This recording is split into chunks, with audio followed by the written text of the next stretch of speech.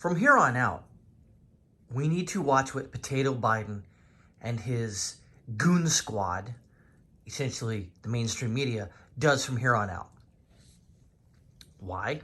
Well, after listening to Sticks Hexenhammer today, he basically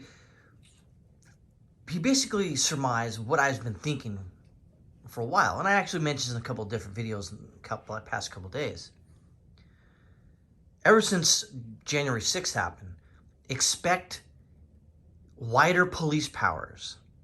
Expect more intrusion into your life, into your past.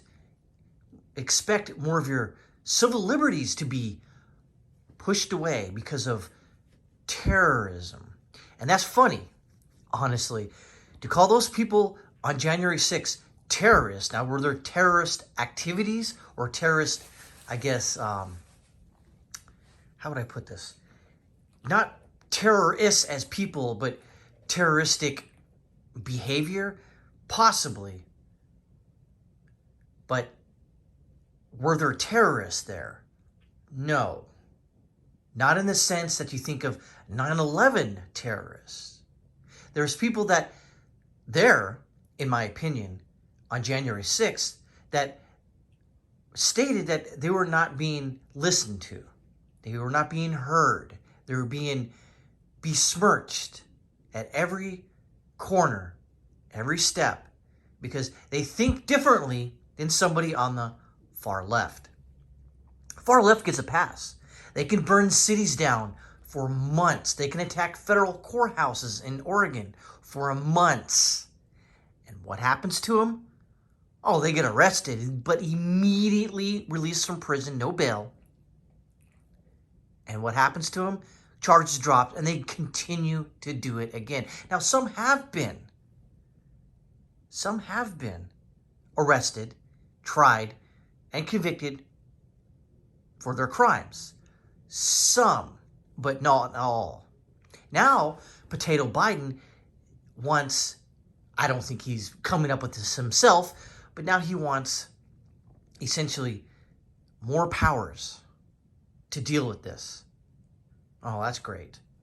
Let's give the government more powers. What are you going to call it? The Patriot Act 2? Yeah, because the Patriot Act 1 did such a stand-up job.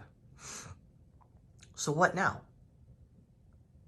Well, you just got to monitor them, peacefully push back, when they try to take your rights away, and especially the mainstream media. You can't expect them to stand up and go, hey, should you not be violating my rights? They're done. They're not your friend. Like I said yesterday, they're just not your friend. They're in it for the money. They're in it for the power. They're in it for access to this new administration. That's all they care about. Access and money. They don't necessarily have power. Their power is to sway public opinion, because most of the public, let's face it, are dumb as a box of rocks. They don't do their research. They don't parse through the data. They don't go, okay, one side says this, the other side says this. Let me, do some background information. No, they don't even do that. Whatever Chris Cuomo tells them, that's what I believe. And that's what they believe. They're morons. Like the people here in Georgia, they're morons who voted for Warnock and Ossoff. They're a bunch of goddamn socialists. So how can we as a country go forward when you have complete unadulterated morons vote avowed socialists into the government who don't parse through the data that's given to him on the mainstream media, who just accept it as face value?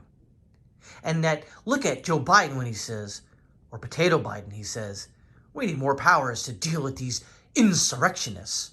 Really? He didn't say not a damn word for the last 9 months when you had insurrection activity going on, but now you want to do something about it. Well, obviously, you were just a quote-unquote private citizen. Now that you've got the reins of power, that is the problem. because the mainstream media isn't going to back it, isn't going to, question Potato Biden at all. There's no way.